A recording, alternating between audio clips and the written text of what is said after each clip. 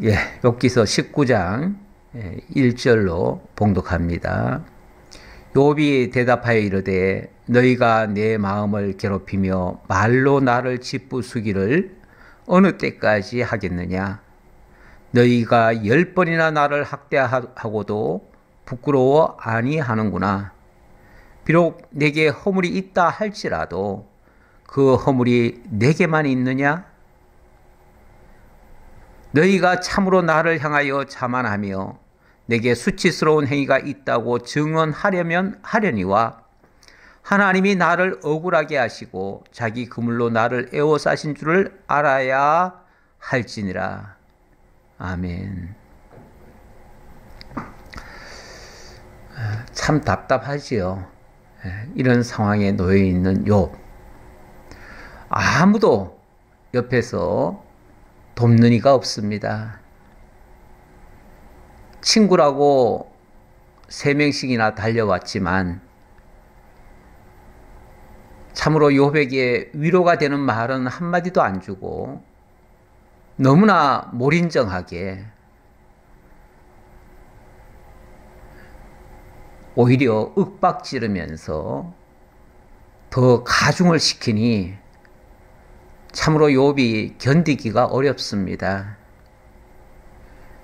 오죽하면 욥의 입에서 이렇게도 나오네요. 너희가 내 마음을 괴롭히며 말로 나를 짓부수기를 어느 때까지 하겠느냐. 말로 나를 짓부수기를 어느 때까지 하겠느냐. 도대체 언제까지 이렇게까지 하려고 그러느냐. 그 말이죠. 이 말이라는 게 참 무섭습니다. 실제로 매를 들고 폭행을 하지 않더라도 말로 사람을 죽이는 경우가 있어요. 사람의 말이 얼마나 독한지 그 말을 듣고 격분해서 견디지를 못하고 어려움을 겪는 그런 경우도 참 많이 있습니다. 지금 친구들은 많은 것을 욥이 요구하지 않았습니다. 그냥 좀 이해해 달라고, 있는 그대로 좀 봐달라고, 그리고 함께 좀 마음이라도 같이 해달라고, 그 정도 요청을 했는데 사실 요청한 것도 아니죠. 위로하러 왔으면 그거나 해달라고 그렇게 말했을 뿐인데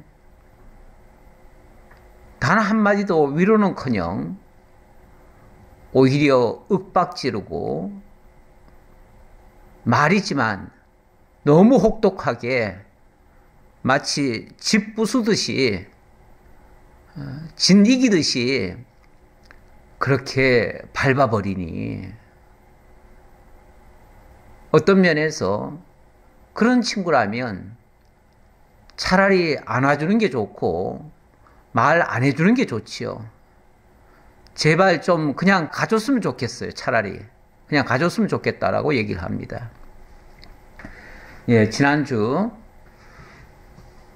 빌닷이 와서 욥에게 한 말들 제가 한번 간략하게 좀 적어봤습니다. 적어보니까 빌닷이 이렇게 말을 했네요. 욥을 아예 악인으로 규정을 해버렸어요. 그리고 죄를 많이 지었다라고 벌을 받아 마땅한 그런 존재라고 이야기를 합니다. 또 더 이상의 회개는 촉구도 안 해요. 첫 번째 왔을 때는요. 네가 회개하면 지금은 비록 미약하지만은 나중에는 하나님이 너를 창대케 해줄 것이다. 회복해 줄 거다. 그 말이죠. 근데 이번에는 아예 회개하란 말도 안 해요. 물론 회개하란 말 하지 말라고 했으니까 안 했는지 모르겠지만 그들 입장에서는 회개하라고 하는데 회개는 안 하니까 너는 이제 다른 더 이상의 방법이 없어. 그럼 너는 이제 죽어야 돼. 너는 망해야 돼. 너는 벌 받아야 돼. 너는 끝났어. 이렇게 아마 판단한 것 같습니다.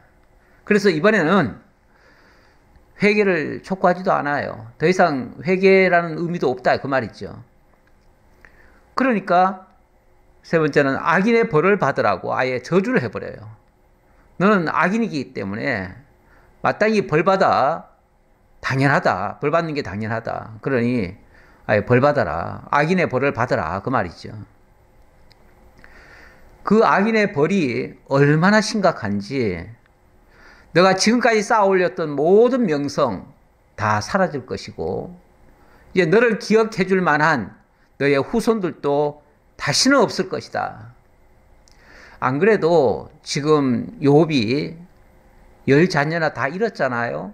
그런 사람 앞에 와가지고 이제 너를 기억해 줄 후손들도 없을 것이다. 너가 지금까지 이뤘던 모든 것들은 다 물거품이 될 것이다. 너의 인생은 완전 실패작이 될 것이다. 이런 식으로 말한 거 아닙니까? 그래가지고 마지막에는 불의한 자의 최후 모습이 바로 네가 불의한 자는 이렇게 멸망한다 하고 네가 본보기로 보여준 것이다. 그러면서 최후 본보기를 선언했습니다. 잔인무도하지요. 잔인무도해요. 이렇게 말을 하니 욥이 반박을 또 안 할 수가 없잖아요.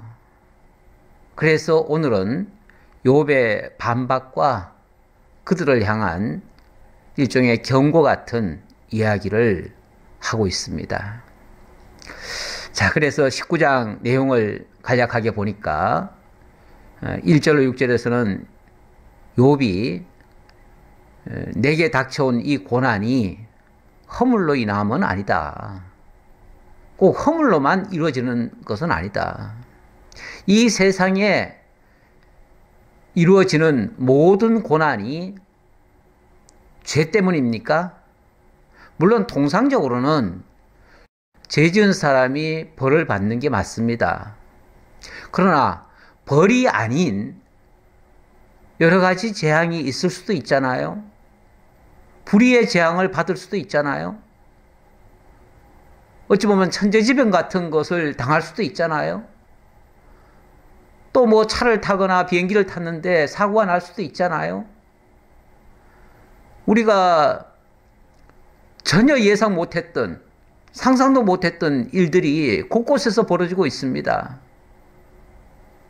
만약에 그걸 죄 때문이라고 얘기한다면은, 그럼 지금 오늘 불행한 일을 안 겪는 사람은 그러면 죄를 하나도 안 지어서 그렇습니까?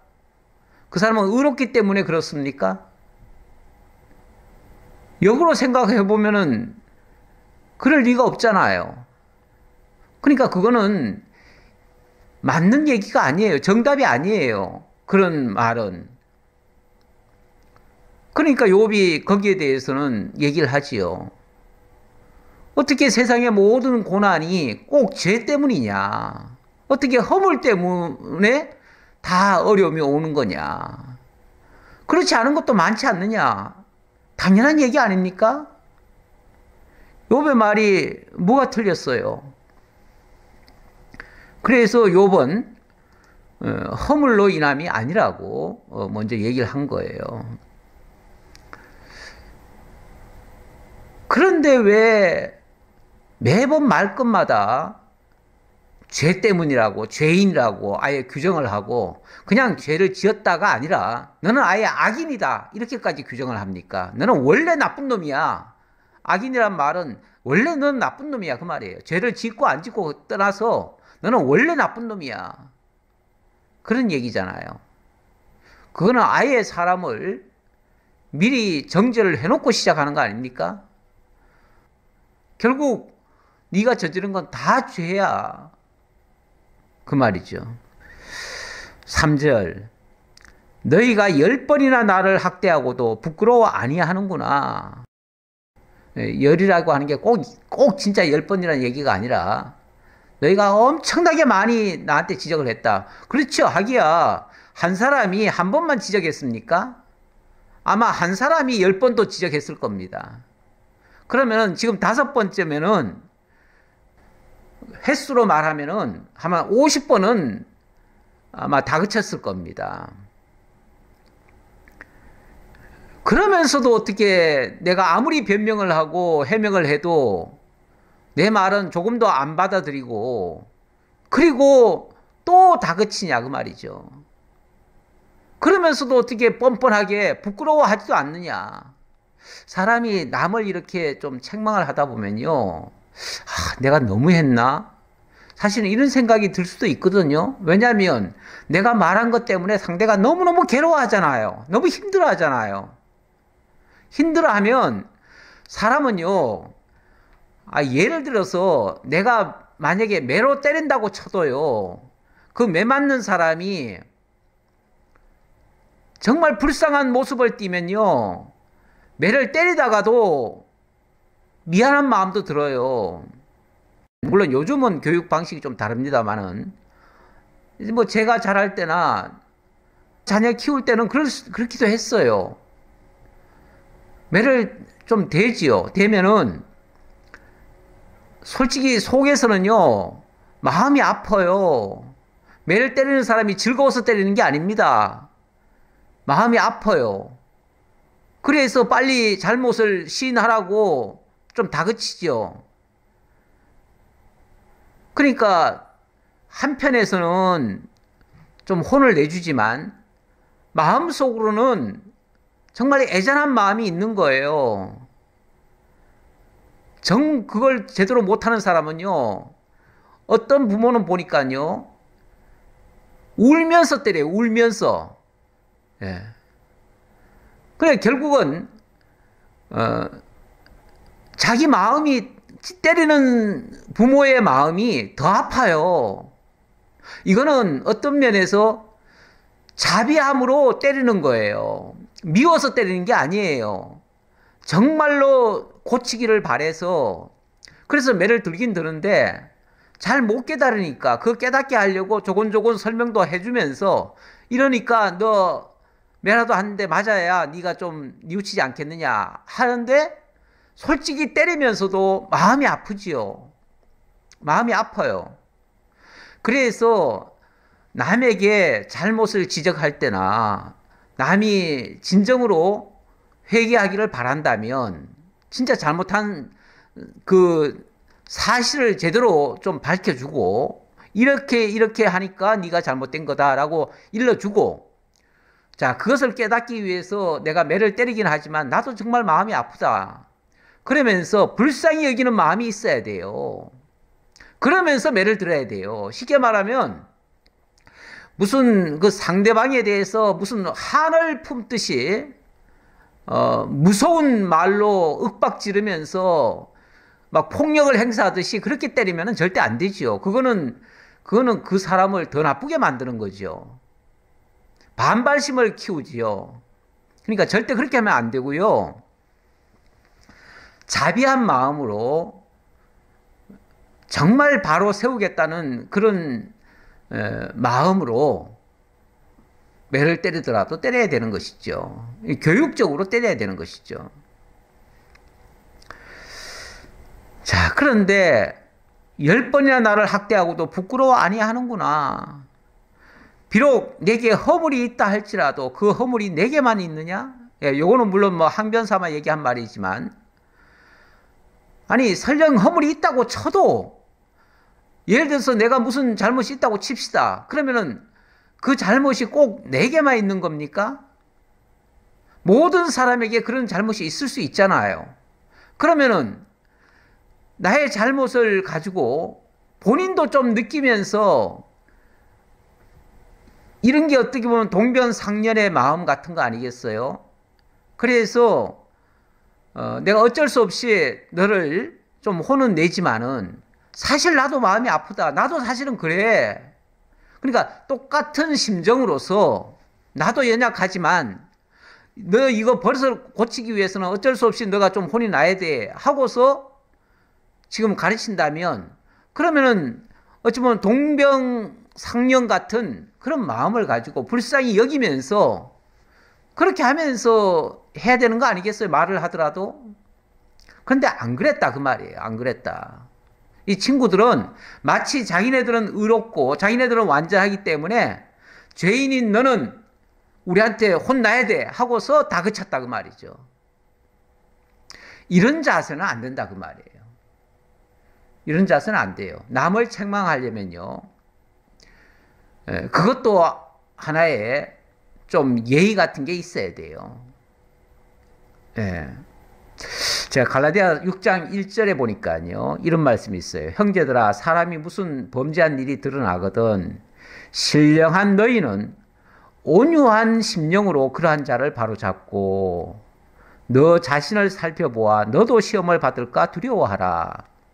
어떤 잘못하는 사람이 있다고 칩시다. 자, 그러면 그 사람을 향해서 어떻게 대할 것인가? 혹독하게 막 책망하고 막 때릴 것인가? 그렇게만 할 것이 아니라 일단은 온유한 심령으로 그러한 자를 바로잡아줘라.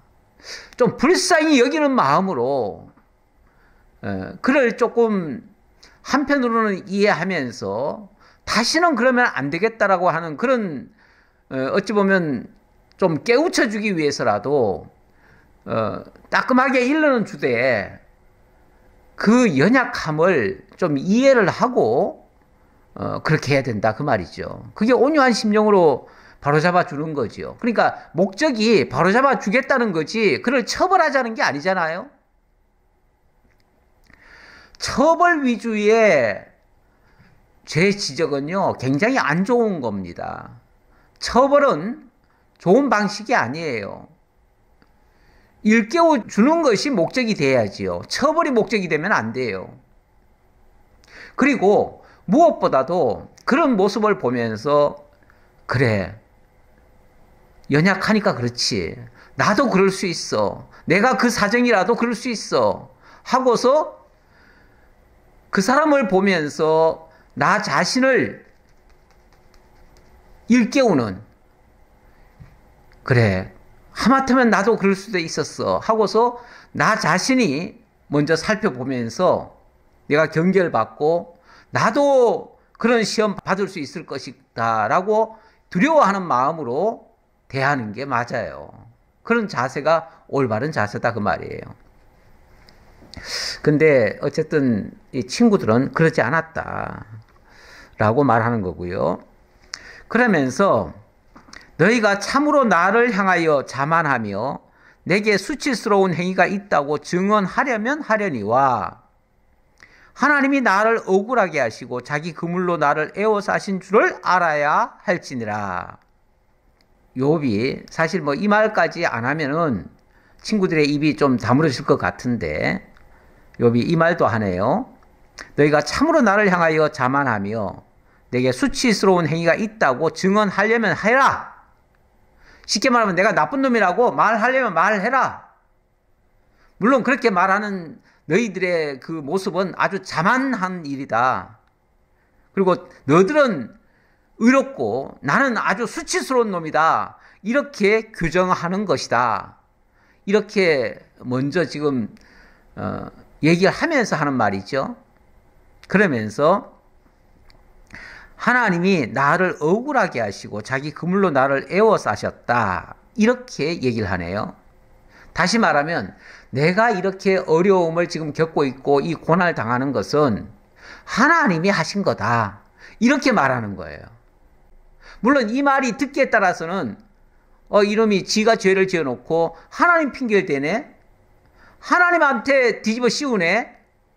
그래서 아주 나쁜 놈이다. 그래서 너는 진짜 악인이다. 이렇게 말을 한 거예요. 한 건데 좀 냉정하게 생각해 봅시다. 욥의 고난이 하나님으로 말미암은 거 아닌가요? 맞잖아요. 그가 무슨 죄를 지어서 그 죄값으로 지금 당하는 그 자체는 아니잖아요. 물론 친구들은 모르니까 자꾸 그 얘기를 하는데 그래서 냉정하게 얘기해 보자 그 말이에요. 물론 이 말의 태도가 하나님한테 책임을 미루는 것 같기는 한데 하나님으로 말미암지 않는 일이 있냐고요. 그러니까 사실 이 부분을 많은 사람들이 이해를 잘 못해요. 어쨌든 하나님이 하셨다. 안 좋은 것도 하나님이 하신 거다라고 하면 거기에 대해서 하나님께 책임을 미룬다라고 생각해가지고 그걸 아주 망령되다고 생각을 해요. 물론 이원론적으로 생각을 하면 선한 자에게는 하나님이 상을 베푸시고 악한 자에게는 벌을 내리셔요. 그러니까 징악상선으로 하나님이 역사하신다 생각하니까 당연히 지금 마치 진노 같은 그런 모습을 당하고 있다면 그건 하나님 앞에 죄를 지어서 그런 거 아니겠느냐. 일반적으로 그렇게 생각을 하는 거죠. 친구들은 다 그런 어떤 인과율에 따른 그런 원리로 이해를 하고 있어요. 그러니까 그렇게 말하는 거는 이해는 해요. 이해는 하는데 세상 이치가 꼭 그렇지 않다 그 말이에요. 세상 이치가 절대 무슨 어려움을 당하면 꼭 죄를 지었기 때문에 당하는 것만은 아니에요. 그렇지 않고도 얼마든지 당할 수가 있어요. 불의의 사고도 얼마나 많은데요. 그래서 당하는 욥의 입장에서는 참 억울해요. 자기가 특별히 지은 죄가 아무리 생각해봐도 없는데 그런데 지금 고난을 당하고 있으니 분명히 하나님이 하신 거는 맞고요. 그러니 하나님이 나를 억울하게 하셨다 이렇게 말을 하는 거죠. 이걸 이제 달리 얘기하면 억울하게 했다 하니까 하나님이 그러면은 뭐 죄도 안 지은 사람을 갖다가 억울하게 했으면은 하나님이 나쁜 분이네 이렇게 이제 오해할 가능성이 있어가지고 좀 조심스럽기는 한데 요거 이제 달리 표현을 하면 이게 바로 징계 아닙니까? 징계. 징계라고 하는 것은 원어상으로 보면 헬라어로 보면 이게 파이디온이에요. 파이디온. 하나님이 당신의 백성들을 양육하고 깨닫게 하기 위한 목적에서 이 파이디온을 하셔요. 다시 말하면 양육을 하기 위해서, 교육을 하기 위해서. 이게 일종의 양육, 교육 같은 의미예요. 그런 차원에서 하나님이 까닭없이 고난을 주실 수 있어요. 그걸 히브리서 기자가 증언하잖아요. 히브리서 12장 6절에 보니까 주께서 그 사랑하시는 자를 징계하시고 그가 받아들이시는 아들마다 채찍질 하심이라 하였으니 보세요. 하나님이 사랑하는 자를 징계하신다잖아요. 사랑하는 자가 뭘 잘못했길래 징계를 합니까? 잘못 안 해도 하나님이 징계라고 하는 수단을 통해서 그 사랑하는 자를 양육을 하고 자라가게 하려고 어려움을 주실 수 있다 그 말이에요. 그리고 그 자녀를 하나님이 내친 게 아니에요. 내친 게 아니고 이 다음에 당신의 자녀로 친자녀로 천국 백성으로 삼으실 거예요. 그렇게 삼으시기 위하여 때로는 채찍질을 하신다. 채찍질도 그러니까 어떤 면에서 자녀를 자녀답게 키우게 하기 위해서 그렇게 하는 거예요. 그 자녀를 정신 번쩍 차리게 하기 위해서 물론 뭐 어린 자들에게 미처 깨닫지 못한 부분도 있고 실수하는 부분이 있지요. 그걸 잘못이라고 하면 잘못이고 거기에 대한 하나님의 징계라고 하면 징계일 수 있는데 꼭 무슨 뭐 천벌을 받을 만한 짓을 했기 때문에 벌 받는 건 아니다. 그런 차원에서 한 말이에요. 자, 이럴 때에 어떻게 해야 됩니까? 성도들의 자세. 너희가 참으면 징계를 받기 위함이라. 참으면서 하나님이 주신 그 징계를 잘 받아내야 된다 그 말이죠. 하나님의 아들과 같이 너희를 대우하시나니 어찌 아버지가 징계하지 않는 아들이 있어요. 아들이라면 하나님이 그 아들답게 키우려고 때때로 훈련도 시키고 징계도 한다 그 말이에요. 그 동물의 세계에서도 보니까요. 지 새끼들을 키우는데 아주 혹독하게 키우는 걸 많이 봤습니다. 어미나 아비가 그 새끼를 가지고 아주 모질게 대하는 경우가 있어요. 독수리 같은 얘는요, 아주 높은 데 끌고 올라가서 그냥 던져버리잖아요. 밀어버려요, 그냥. 밀어버리니까 푸덕푸덕거리면서 뭐 안 떨어지려고 발버둥 치는데 그냥 인정사정 없이 내리쳐버리죠. 그러면은 그냥 밑으로 떨어질 수밖에 없잖아요. 떨어지면서 지가 막 날개짓을 합니다. 날개짓을 하는데 그럴 때 날개에 힘이 생겨요. 근데 지가 이제 뚝 떨어지다 보면 그대로 떨어지면 사실은 죽지요. 죽는데 죽기 직전에 그 어미 새가 밑으로 쏜살같이 내려와 가지고 새끼를 다시 잡아줍니다. 잡아주고 다시 끌고 올라와 가지고 또 훈련 삼아 또 집어던지죠. 이게 어찌 보면은 징계예요. 그게 징계고 그게 까닭 없이 고난을 주는 거예요. 그 고난이 나쁜 겁니까? 그 고난이 없으면요, 그 징계가 없으면요, 그 새끼는 어미처럼 그렇게 용감하게 용맹스럽게 자라질 못해요. 맨날 어미가 가져다 주는 것만 먹고 살 뿐이지요. 지가 스스로 헤쳐내지를 못해요. 세상을요, 이 거친 세상을 힘있게 살아가려면 스스로 아주 단단해지는 법을 배워야 되는 거예요. 그렇게 하려면 혹독하게 훈련시켜야 돼요. 그게 사랑하는 부모가 자녀를 키우는 교육 방식이에요. 그게 히브리서가 말하는 사랑하는 자를 징계한다는 그 말이에요. 지금 요백에도 어찌 보면 하나님이 사랑하기 때문에 이런 징계를 하신 거예요. 물론 사람이 그 하나님의 심정을 다 몰라가지고 때때로 오해를 하고 다른 소리를 할 때가 있기는 합니다만은 깨닫고 나면은 그게 정말 하나님의 은혜였다는 걸 알게 돼요. 그러니까 욥의 이 표현은 결코 틀린 말이 아니다. 맞는 말이다. 다만 번역할 때 억울이라고 하니까 그냥 징계라고 했으면 더 좋았을 텐데요. 하나님이 나를 징계하시고 자기 그물로 나를 에워싸신 줄을 알아야 할지니라 이렇게 했으면 더 좋을 텐데 억울이라고 표현이 돼 있다 보니까 제가 원어는 정확히 모르겠습니다만은 억울이라고 표현을 해놓으니까 마치 욥이 서운해가지고 하나님 앞에 책임을 돌리는 것 같은 표현인 것 같긴 해요. 그러나 그런 의미는 아니다. 제가 봤을 때는 징계 같은 의미다 그 말이죠. 자, 7절 보겠습니다. 7절로 12절 사면으로 둘러치니까 정의가 없다.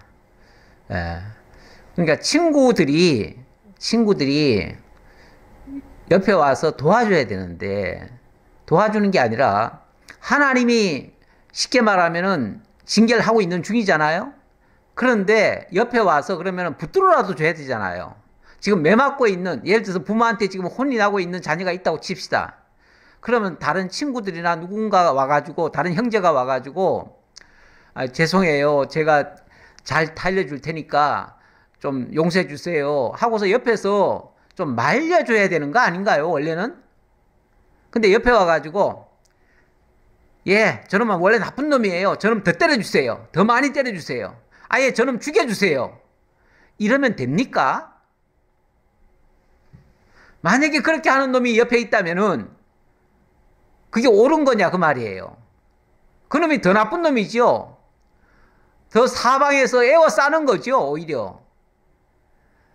하나님의 징계도 감당하기가 어려운데 친구들마저 온 사방에서 합세해가지고 더 못살게 굴면 어떻게 사냐고요. 그건 사면으로 그냥 둘러치는 거 아니에요? 이렇게 하는 게 정의예요? 옳은 거예요? 그렇지 않다라고 지금 말하는 장면이에요. 19장 7절입니다. 내가 폭행을 당한다고 부르짖으나 응답이 없고 도움을 간구하였으나 정의가 없구나.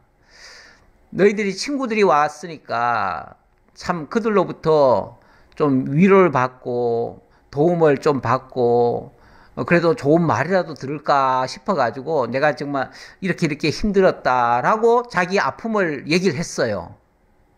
그랬더니 이게 웬일입니까? 도와주기는커녕 오히려 막 회개하라고 윽박지르고 너 나쁜 놈이라고 그러고 막 이렇게 하니까 이거는 전혀 도와주는 게 아니에요. 그런 친구는요, 욥의 아픔을 가중시키는 친구들이에요. 의사로 말하면 정말 잘못된 의사예요. 필요 없는 의사예요. 치료해주는 의사가 아니라 상처에 소금 뿌려주는 의사예요. 이런 친구가 무슨 필요가 있어요? 그 말이에요. 그런 너희들에게 무슨 정의가 있느냐? 그게 무슨 옳은 거냐? 자, 그러면서 또 변명 삼아 얘기를 하지요. 그가 내 길을 막아 지나가지 못하게 하시고 내 앞길에 어둠을 두셨으며 나의 영광을 거두어 가시며 나의 관모를 머리에서 벗기시고 사면으로 나를 허르시니 나는 죽었구나. 나는 죽었구나. 자, 이렇게 하나님이 나를 징계하시고 그리고 친구들이 와서 막 에워싸가지고 사면에서 나를 공격해 대면 내가 무슨 희망이 있느냐 그 말이죠. 내가 어떻게 살겠느냐 그 말이죠. 나는 그냥 꼼짝없이 죽는 것밖에 없구나. 하루라도 더 빨리 그냥 죽는 게 제일 낫겠구나 이런 생각이 있죠. 그러면서 내 희망을 나무 뽑듯 뽑으시고 나를 향하여 진노하시고 원수같이 보시는구나. 물론 욥은 왜 이렇게 지금 하나님한테 이 얘기를 하냐면 이 모든 일은 하나님으로 말미암아 이루어졌다라고 믿기 때문에 그래요. 뭐 그게 잘못인가요? 맞잖아요. 하나님으로 말미암은 거 맞잖아요.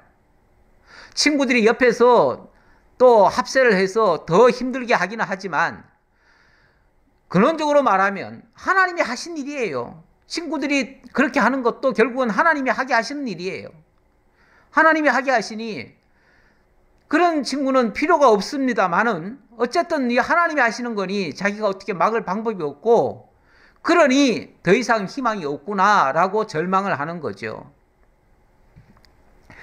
그 군대가 일제히 나와서 길을 도두고 나를 치며 내 장막을 둘러 진을 쳤구나. 예, 참 이렇게 한쪽에서 어려움을 당하면 다른 쪽에서라도 이렇게 좀 도와주면 좋은데 꼭 어려울 때면요 사방이 에워싸움을 당하는 경우가 더 많아요. 뭐 한 가지 어려움이 있으면요 그 어려움을 피하려고 내가 발버둥 치고 뭘 또 해보잖아요. 그러면 해결이 되는 게 아니라 일이 점점 더 꼬여가듯이 어려움이 가중되는 경우도 있어요. 뭐 하나가 안 되는 사람은요 그거 하려고 어떻게 하는데 다른 것까지 또 안 돼요. 그럼 결국 이것도 안 되고 저것도 안 되고 와 이거 어디 피할 방법이 없구나 이런 생각이 들 때가 있어요. 물론 그럴 때는요 얼른 이거 하나님이 하시는구나. 그래서 내 방법 써가지고 이거 돌파하려고 해도 안 되는구나. 결국 하나님이 해주셔야 되겠구나. 이렇게 믿고 하나님께 맡기는 게 제일 정석이에요. 제일 빠른 방법이에요. 근데 우리가 하는 데까지 해보잖아요. 그래서 이렇게 하면 되지 않을까? 저렇게 하면 되지 않을까? 그래서 이렇게도 해보고 저렇게도 해보고 방법을 또 찾아보잖아요. 근데 방법을 찾으면요. 사실 하나님이 안 되게 하실 때 방법을 찾다 보면 일이 더 꼬여요. 더 꼬여요. 항상 그렇습니다. 더 꼬여요. 그래서 잘 안 돼요. 사도 바울도 그렇게 한 일이 많습니다. 사도 바울의 고백 속에 보면 이런 말이 있어요. 고린도후서 1장 8절 이하에 보니까 형제들아 우리가 아시아에서 당한 환난을 너희가 모르기를 원하지 아니하노니 힘에 겹도록 심한 고난을 당하고 살 소망까지 끊어지고 우리는 우리 자신이 사형 선고를 받은 줄 알았으니 이렇게 정말 사방에서 에워싸는 일들이 바울에게도 닥쳤어요. 그러다 보니까 살 소망은 끊어지고 마치 사형 선고를 받은 것처럼 사형 선고받은 자는 이제 죽는 것밖에 안 남았잖아요. 그런 상태까지 몰린 적이 있어요. 그러면서 이는 우리로 자기를 의지하지 말고 오직 죽은 자를 다시 살리시는 하나님만 의지하게 하심이라. 자기 스스로 자기 능력으로 자기가 그 일을 돌파하려고 하지 않고 정말 사망 가운데서 생명으로 이끌어주신 그 주님만 의지하게 하려고 그런 것이다, 그 말이죠. 오늘 우리에게 어려움이 옵니까? 그러면 그 어려움은 틀림없이 하나님 더 의지하라는 하나님의 신호로 받으시면 정확해요. 누구 의지하라는 게 아니에요. 어떤 사람 의지하라는 게 아니에요. 어떤 방법 찾으라는 게 아니에요. 뭐 물질로 해결될 문제가 아니에요. 신앙 문제고 믿음 문제고 하나님에 대한 신뢰 문제예요. 우리에게 주어지는 모든 일들은 결국 하나님만 의지하게 하려고 이러신다. 그렇게 생각하는 것이 더 바람직합니다. 10절 사면으로 나를 허르시니 나는 죽었구나. 내 희망을 나무 뽑듯 뽑으시고 나를 향하여 진노하시고 원수같이 보시는구나.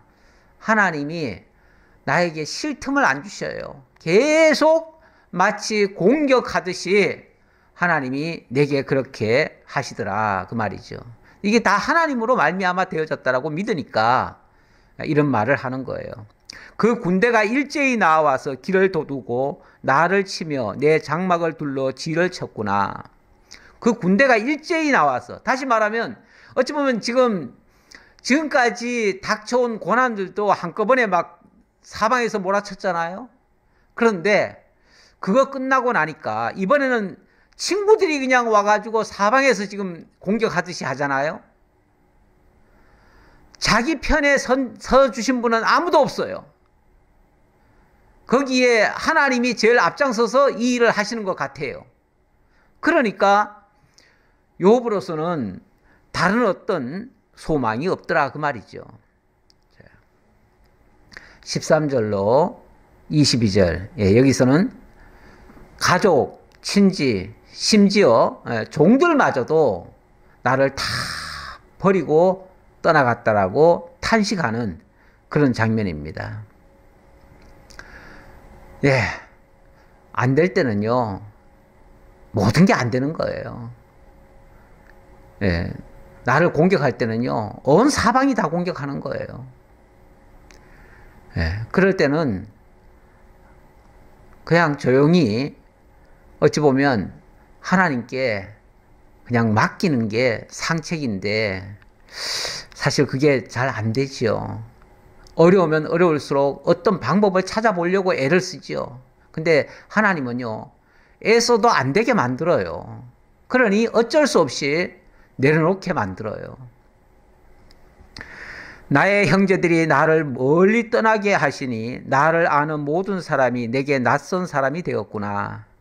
내 친척은 나를 버렸으며 가까운 친지들은 나를 잊었구나.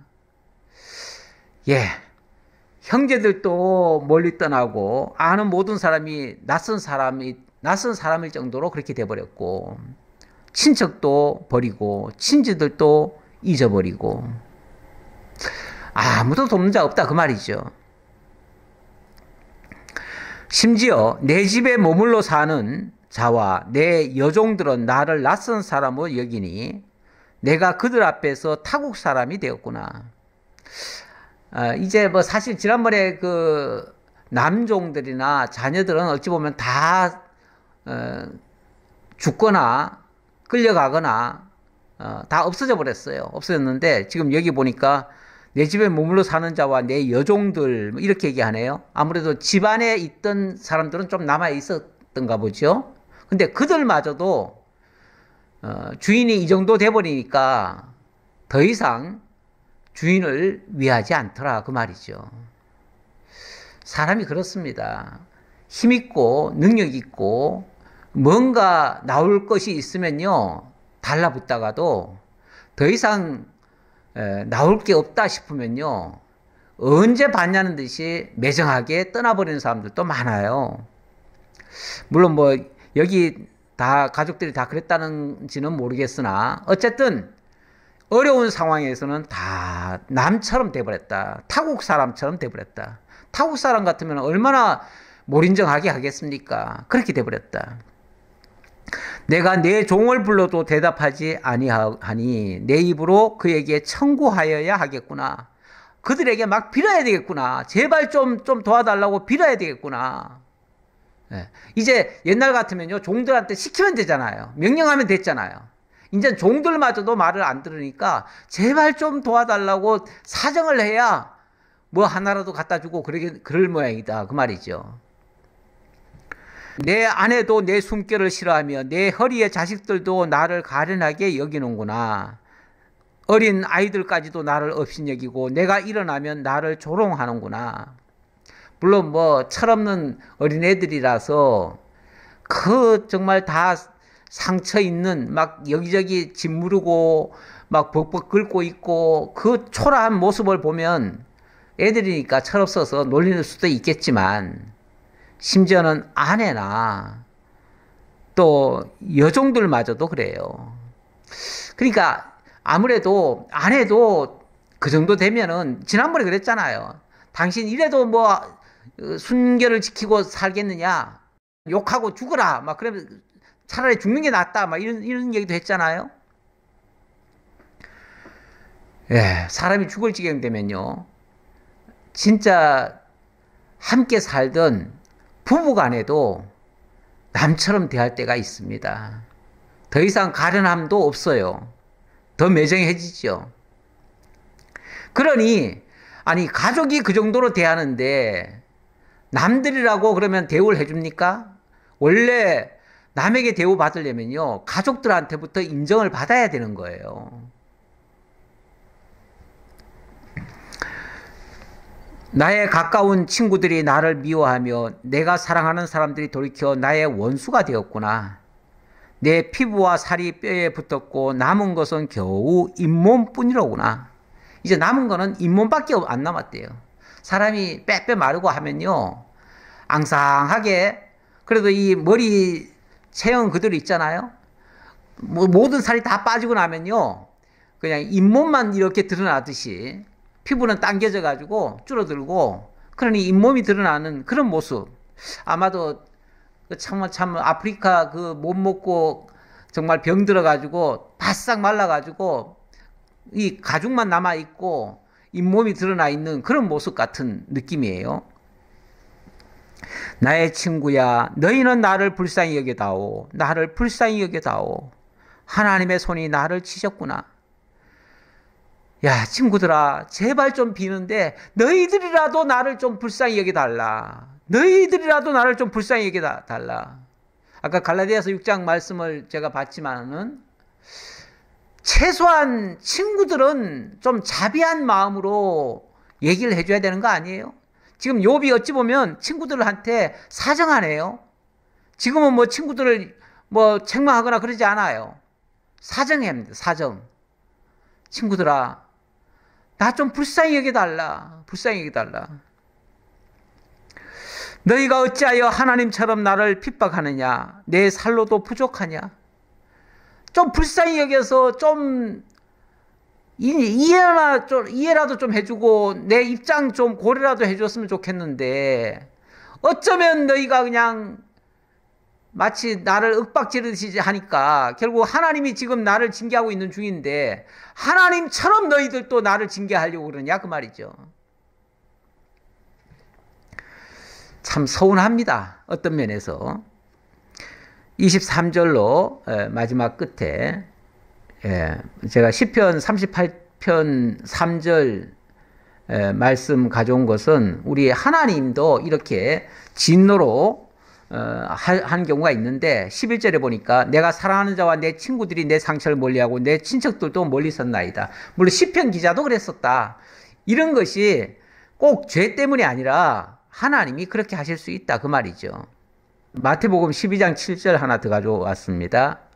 우리 하나님이 원하시는 것은 나는 자비를 원하고 제사를 원하지 아니하노라 이렇게 말씀하셨죠. 하나님도 우리가 좀 자비를 베풀기를 원하셔요. 그 불쌍한 사람이 있으면 일단 불쌍히 여기는 마음이라도 있어야지. 친구들은 아주 너무 매정하잖아요. 이거는 옳지 않다 그 말이죠. 자, 23절로 27절에 보니까 대속주가 살아계시다. 그래서 나는 육체 밖에서는 소망이 있다. 이렇게 말을 하네요. 예. 이걸 보면 욥의 신앙이 어떤가를 알 수가 있어요. 나의 말이 곧 기록되었으면, 책에 씌어졌으면, 철필과 납으로 영원히 돌에 새겨졌으면 좋겠노라. 옛날에 우리 어머니가 그런 얘기를 많이 하셨어요. 내 살아온 이력들, 그 얼마나 정말 참 힘들게 살아왔는지 내가 책으로 쓰면 책이 그냥 우리 방 안에 가득 찰 거다. 사람이 너무 억울한 일을 당하거나 힘든 일을 당하면요, 그거를 책에라도 좀 기록을 해뒀으면 하는 마음이 들 때가 있는가 봐요. 그래서 아마 그 얘기를 하신 것 같은데, 욥도 그렇게 얘기하네요. 나의 이런 모든 내용이 정말 책에 좀 기록이 됐으면 좋겠다. 그렇게 해서 좀 영원히 좀 남았으면 좋겠다. 나중에라도 이것이 기억이 됐으면 좋겠다. 자, 이렇게 얘기하네요. 이게 이제 어찌 보면 자기 억울함을 조금 대변하기 위해서 그렇게 말을 하는 것 같아요. 25절. 내가 알기에는 나의 대속자가 살아계시니 마침내 그가 땅 위에 서실 것이라. 내가 알기에, 그러니까 자기의 신앙을 얘기하는 거죠. 나는 이렇게 믿는다 그 말이에요. 어떻게? 나의 대속자가 살아계시다. 나의 대속자. 나의 모든 죄를 대속해 주실 그분이 계시다. 나의 구속자, 나의 중보자. 지난번에 나의 중보자라는 표현도 했는데, 나의 중보자, 나의 구속자, 나의 대속자. 물론 예언적으로 말했다면 그 실체가 우리 주 예수 그리스도를 가리키는 말일 수 있습니다. 그런데 바로 나를 구원해 주실 그분이 살아계시다. 이걸 믿고 있어요. 그러면서 그가 마침내 땅 위에 굳게 서실 것이다. 그리고 내 가죽이 벗김을 당한 뒤에도 내가 육체 밖에서 하나님을 보리라. 육체 밖에서. 육체 밖에서란 말은 내가 죽은 다음에죠. 죽은 다음에 그분을 뵙고 그분과 더불어 영원히 살게 될 것이다. 이걸 믿는다 그 말이에요. 사실 이게 가장 중요한 얘기 아닌가요? 자, 욥의 지금 이야기를 듣고 보니 뭐 그동안 인간적으로 섭섭한 얘기도 하고 뭐 아픔도 얘기했지만 그의 신앙은 조금도 변함이 없습니다. 그의 신앙 한 중심에는 나의 대속주가 있다. 그분은 살아계시다. 그분은 나와 함께 영원히 함께 하실 것이다. 나는 영원히 망하지는 않는다. 육체는 망하지만, 육체는 망한다는 걸 알아요. 그러나 나는 영원히 망하지 않을 것이다. 이렇게 믿는 믿음. 이게 진짜 신앙이에요. 욥의 신앙은 욥의 신앙의 절정이라고 저는 보여집니다. 내가 그를 보리니 내 눈으로 그를 보기를 낯선 사람처럼 하지 않을 것이라. 내 마음이 초조하구나.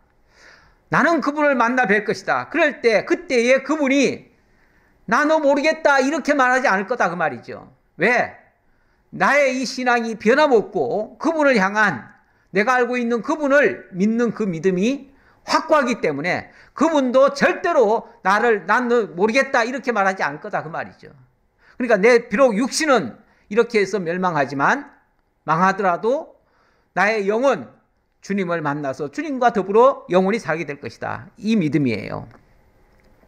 너희가 만일 이르기를 우리가 그를 어떻게 칠까 하며 또 이르기를 일의 뿌리가 그에게 있다 할진대. 일의 뿌리가 그에게 있다 할진대. 그러니까 친구들의 입장에는 너희들이 네가 무슨 죄를 지었기 때문에 그렇다. 그러니까 이 모든 원인, 그 일의 뿌리라고 하는 것은 모든 원인이에요. 원인. 그 원인이 바로 거기에 있다. 이렇게 얘기하는데 너희는 칼을 두려워할지니라. 분노는 칼의 형벌을 부르나니 너희가 재판장이 있는 줄을 알게 되리라. 하나님이 이 모든 일을 하셨는데 그리고 마침내 심판주가 되실 것인데 너희들이 하나님 두려워해라 그 말이죠. 하나님 두려워하고 하나님 앞에서 하나님이 원하시는 대로 너희가 할지언정 하나님이 미워하는 짓을 하지 말아라. 하나님이 아까 뭐라고 그랬습니까? 하나님은 자비를 원하고 제사를 원하지 아니한다 이런 말을 했잖아요. 그러면서 하신 뜻을 너희가 알았더라면 무죄한 자를 정죄하지 아니하였으리라. 정말로 무죄한 자를 정죄하는 일, 이것보다 더 무서운 게 어디 있습니까?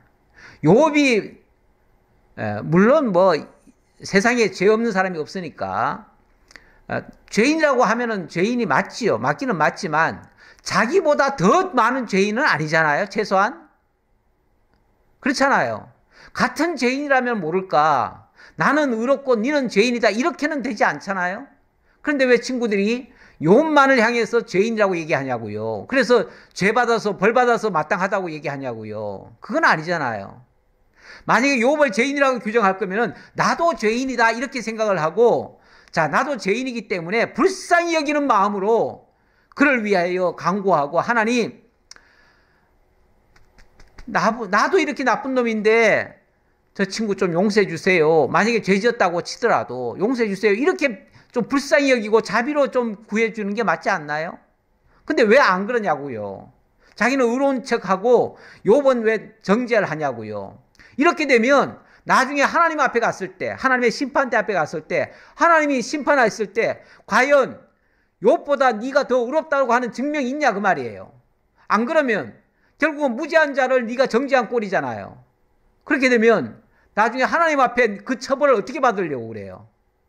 남을 함부로 정죄하면요, 나중에 하나님 앞에 갔을 때 자기가 정죄받아요.